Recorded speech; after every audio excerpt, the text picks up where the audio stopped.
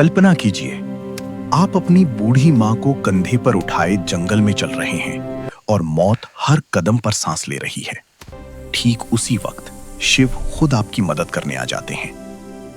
करीब 300 साल पहले कर्नाटक के घने जंगलों में एक योगी अपनी बूढ़ी माँ को काशी ले जा रहे थे। माँ का स्वास्थ्य बिगड़ चुका था। योगी थकान से लहरा रहा था। योगी ने अपनी बूढ़ी माँ के साथ दक्षिण कर्नाटक के जंगलों से होते हुए काशी के लिए एक लंबी यात्रा शुरू की। वृद्ध होने के कारण उनकी माँ का स्वास्थ्य बिगड़ गया, तो उन्होंने माँ को कंधे पर उठा लिया और जाहिर तौर पर कुछ समय पश्चात वो कमजोर महसूस करने लगा। उसके पास शिव से याचना करने के बजाय और कोई चारा नहीं बचा। उन्होंने याचना की, हे शिव, मुझे मेरी इस प्रयास में विफल मत होने देना। बस यही एक चीज है जो मेरी माँ ने मुझसे मांगा है। कृपया मुझे इसे पूरा करने दें। मैं इन्हें काशी ले जाना चाहता हूँ। हम वहां सिर्फ आप ही के लिए आ रहे हैं। कृपया मुझे ताकत दें। तब जैसे ही उन्होंने चलना शुरू किया तो पीछे से एक घंटी की आवाज सुनाई दी, जैसे कोई बैलगाड़ी आ रही हो। उन्हें धुंध से उभरती हुई एक बैलगाड़ी दिखाई दी, जिसे एक बैल खींच रहा था, जो थोड़ा अजीब था, क्योंकि एक बैल वाली बैलगाड़ी छोटे रास्तों के लिए होती है। जब सफर लंबा और जंगली इलाके से होते हुए हो तो हमेशा 2 बैल ही गाड़ी को खींचते हैं, पर जब आप थके हों तो ऐसी बारीकियों को किसे परवाह। गाड़ी नजदीक आई, पर वे चालक को नहीं देख पाए, क्योंकि चालक लबादे में था और बाहर धुंध भी थी। मेरी माँ बीमार है, क्या हम आपकी खाली गाड़ी में यात्रा कर सकते हैं? उन्होंने कहा। अंदर बैठी व्यक्ति ने सिर हिला के हाँ कहा। वे दोनों गाड़ी में बैठ गए और बैलगाड़ी आगे चलने लगी। कुछ समय बाद योगी का ध्यान इस ओर गया कि जंगली रास्ता होने के बावजूद भी बैलगाड़ी बहुत आसानी से आगे बढ़ रही थी। तब उन्होंने नीचे देखा और पाया कि पहिए घूम नहीं रही हैं। वे रुके हुए थे, पर गाड़ी आगे बढ़ रही थी। तब उन्होंने बैल की तरफ देखा और पाया कि बैल बैठा हुआ था, पर बैलगाड़ी चल रही थी। तब उन्होंने चालक की ओर देखा और पाया कि वहां सिर्फ लबादा ही था। उसने अपनी माँ की ओर देखा। माँ ने कहा, अरे पागल, हम पहुंच गए। अब कहीं और जाने की जरूरत नहीं है। यही वो जगह है। अब मुझे जाने दो। इतना कह के माँ ने शरीर छोड़ दिया। बैल, बैलगाड़ी और चालक सब विलीन हो गए। योगी अपने गांव लौट आया। लोगों ने सोचा, ये इतनी जल्दी लौट आया है, ये अवश्य ही अपनी माँ को कहीं छोड़ के आया है। ये उसे काशी नहीं ले गया। उन्होंने उसे पूछा, तुम अपनी माँ को कहाँ छोड़ आए? उसने उत्तर दिया, हमें वहां जाना नहीं पड़ा। शिव खुद आए थे हमारे लिए। क्या बकवास है? उन्होंने कहा। योगी ने उत्तर दिया, मुझे फर्क नहीं पड़ता कि आप क्या सोचते हैं। वे आए थे हमारे लिए और यही सच है। मेरा जीवन ज्योतिर्मय हो गया है। ये मैं अपने अंतर में जानता हूं। अगर आप नहीं मानते तो ये आप जाने। तब उन्होंने पूछा, ठीक है, हमें कुछ ऐसा दिखाओ कि हम माने कि तुमने सच में शिव को देखा है और वे सच में तुम्हारे लिए आए थे। योगी ने कहा, मैं नहीं जानता। मैंने उन्हें नहीं देखा। मुझे सिर्फ एक लबादा दिखा। वहां कोई चेहरा नहीं था। वहां कुछ नहीं था। वो खाली था। अचानक सबने देखा कि वो खुद वहां नहीं थे। सिर्फ उनके कपड़े ही दिखाई पड़ रहे थे। वे दक्षिण भारत की महान संत बने। जहां भी वो जाते, लोग उन्हें बिना चेहरे वाले योगी के रूप में लोग जानते थे। मैं आपको एक ऐसे योगी के बारे में बता रहा हूं जो उस जगह के काफी करीब रहे जहां मेरा जन्म हुआ था। मैंने उनके बारे में सुना था और उस घटना के बारे में भी जो वहां हुई थी, पर युवावस्था में मैंने इस ओर ज्यादा ध्यान नहीं दिया। उसने मुझे काफी प्रेरित किया, पर मैंने उस समय इसे अधिक महत्व नहीं दिया। वर्तमान में नंजनगुड़ के नाम से प्रसिद्ध शहर की सीमा पर मैसूर से करीब 16 किलोमीटर दूर एक योगी रहते थे। उनका नाम था मल्ला।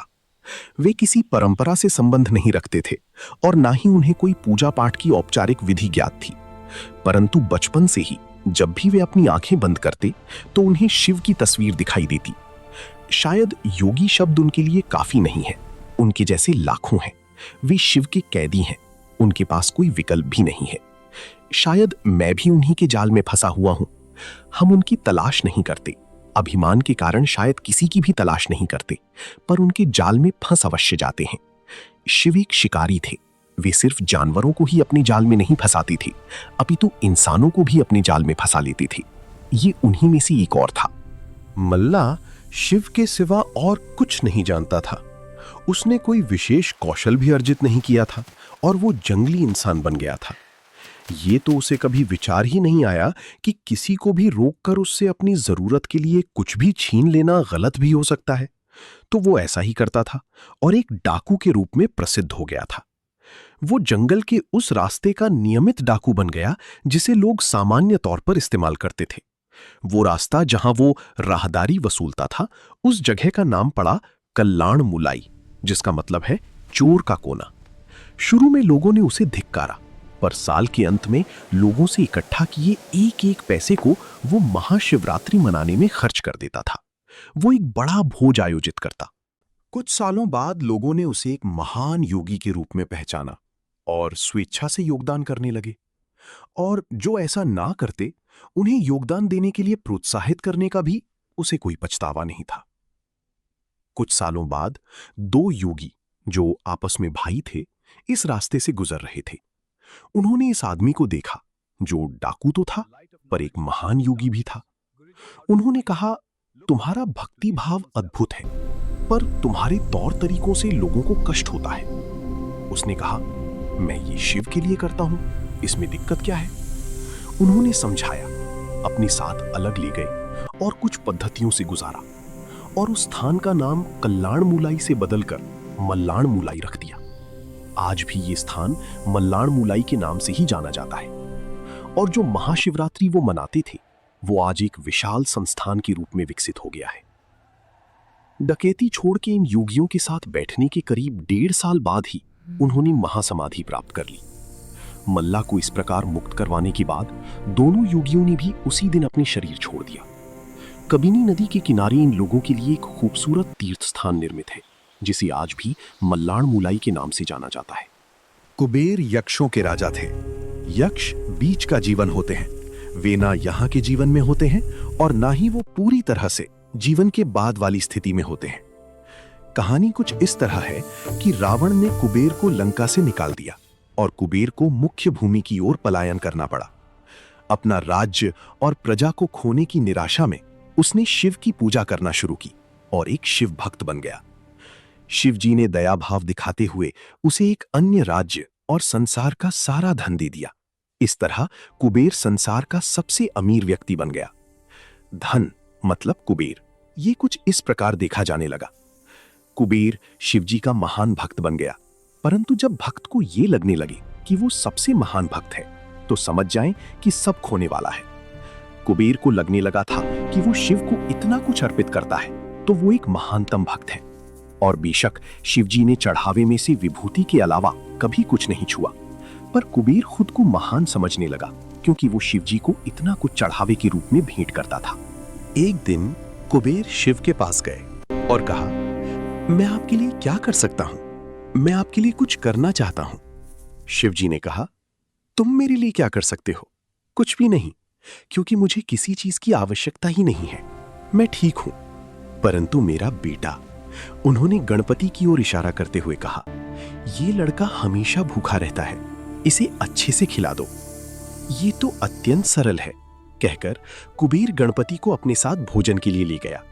उसने गणपति को खाना खिलाना शुरू किया और वो खाते गए और खाते ही गए।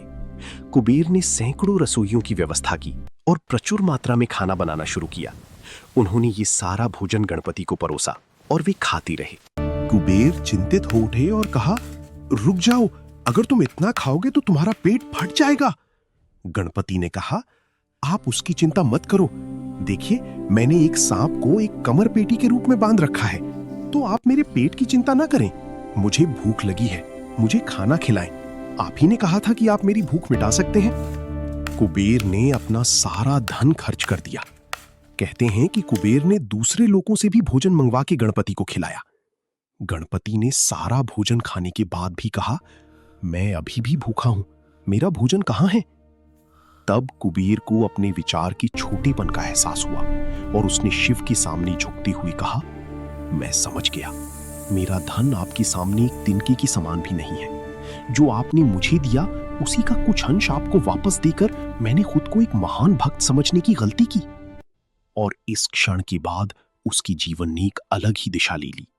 जब हम योग की बात करते हैं तो हम किसी व्यायाम या किसी तकनीक की बात नहीं कर रहे। हम इस सृष्टि के विज्ञान की बात कर रहे हैं और कैसे सृष्टि के इस अंश को इसकी परम संभावना तक ले जाया जा सकता है। हम उस विज्ञान और प्रौद्योगिकी की बात कर रहे हैं जिससे जीवन के हर एक पहलू को उसकी अंतिम संभावना तक ले जाया जा सकता है। जब शिव योग का संचारण और सृष्टि की संरचना की व्याख्या सप्तऋषियों से कर रहे थे, तब एक सुंदर घटना घटित हुई। सप्तऋषियों में से एक ऋषि, जो बाद में भृगु महर्षि के नाम से जाने गए, शिव के एक उत्साही भक्त थे। इस पहले योग प्रोग्राम में, जो कांति सरोवर के किनारे हो रहा था, जिसे कृपा की झील के नाम से भी जाना जाता है, पार्वती भी मौजूद थीं। भृगु हमेशा की तरह सुबह जल्दी आए और वे शिव की प्रदक्षिणा करना चाहते थे। पार्वती शिव के करीब बैठी थीं, परंतु भृगु ने दोनों के बीच से होते हुए शिव की परिक्रमा पूरी की, क्योंकि वो सिर्फ शिव की प्रदक्षिणा करना चाहते थे, पार्वती की नहीं। शिव इससे खुश हुए, पर पार्वती नहीं। उन्हें ये पसंद नहीं आया। उन्होंने शिव की ओर देखा। शिव जी ने कहा, थोड़ा और करीब हो जाओ, वो परिक्रमा करेगा। पार्वती और करीब आ गई। भृगु ने देखा कि उसके निकलने के लिए पर्याप्त जगह नहीं है, तो उसने एक चूहे का रूप धारण किया और पार्वती को बाहर रखते हुए अकेले शिव जी की ही परिक्रमा पूरी की। पार्वती क्रोधित हो गई, तो शिव ने उन्हें अपनी जंघा पर बैठा लिया। तब भृगु ने एक छोटे पंछी का रूप धारण करके शिव जी की परिक्रमा पूरी कर ली। अब पार्वती अत्यंत क्रोधित हो चुकी थी। शिव जी ने पार्वती को खींचकर खुद में मिला लिया और उन्हें खुद का हिस्सा बना लिया, जिससे उनका आधा हिस्सा शिव बन गया और आधा हिस्सा पार्वती। वे अर्धनारीश्वर बन गए। भृगु ने यह देखा और खुद को एक मधुमक्खी के रूप में बना लिया और उनकी दाहिनी टांग का चक्कर लगा दिया। भृगु का बचकाना भक्तिभाव देखकर शिवजी खुश तो हुए, पर साथ ही वे नहीं चाहते थे कि भृगु अपनी भक्ति में इतना खो जाएं कि वो प्रकृति के परम स्वभाव को ही समझ ना पाएं। तो वे सिद्धासन में बैठ गए। अब भृगु के पास कोई रास्ता नहीं बचा था कि वो सिर्फ शिव या उनके शरीर के किसी हिस्से का चक्कर लगा सके।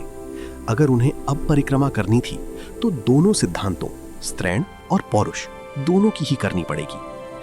ये कहानी हमें संप्रेषित करती है कि जब हम योग की बात करते हैं तो हम सभी आयामों के समावेश की बात करते हैं। ये कोई व्यायाम या प्रक्रिया नहीं है जिससे आप सेहतमंद होते हैं। ये मानव जाति के परम कल्याण के बारे में है, जिसमें जीवन का कोई भी पहलू बाहर नहीं रखा जा सकता। ये ऐसे आयाम को छूने के बारे में है जो सारे आयामों से परे है। ये एक ऐसे तंत्र के बारे में है जिससे आप अपने पहले से मौजूद तंत्र, जैसे शरीर, मन, भावनाएं और ऊर्जा को परमात्मा तक जाने वाली सीढ़ी के रूप में इस्तेमाल कर सकें। ये एक ऐसी पद्धति है जिससे आप अपनी परम प्रकृति के लिए स्वयं को पहले कदम के रूप में तैयार कर सकते हैं।